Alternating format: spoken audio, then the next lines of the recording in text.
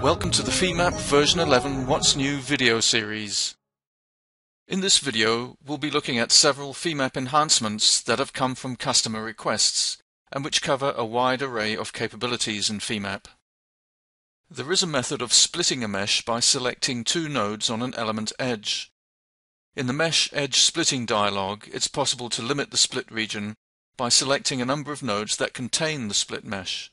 The mesh will not propagate beyond the defined set of nodes. Without any limitation defined, Femap determines the best path forward and the mesh split propagates through the model. If any other element types are encountered, such as beams, they are also split to maintain a contiguous mesh. You can also split solid, hexa, and tetra meshes using this command, and, as you can see in this example, it's an easy way of splitting the mesh to create more than one element through the thickness of the plate structure. In the analysis of composite structures, global plies are very useful in helping to post-process, as they present the results data by continuous ply rather than whole laminate element by element, which makes it much easier to see where any potential problems might lie. Support for global plies has been extended such that they can now be created automatically when the laminate properties and layup are being defined. You can automatically add connected elements to the selection list when selecting elements in the Entity Selection dialog. Femap selects the picked elements and all other elements to which they connect. Long lists of entities like materials or properties are easier to navigate using the Model Info scrolling capability.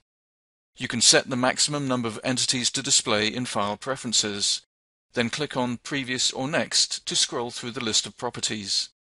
You can also use Ctrl and Shift with the middle mouse wheel to move to the next defined selection or visible selection, and Ctrl and Shift together to move right to the bottom or top of the list. Also in the Model Info tree, you can quickly set up load and constraint sets using the Copy and Move to Set commands, which can be accessed by right-clicking on the load definition. In results processing, it's possible to show results on two additional output vectors simultaneously in the same plot. So, for example, you can create a criteria plot comprising solid, shell, and beam elements and select the results quantity to show on each element type independently. You can also show results on different types of elements with the same topology, such as beams, bars, and rods at the same time.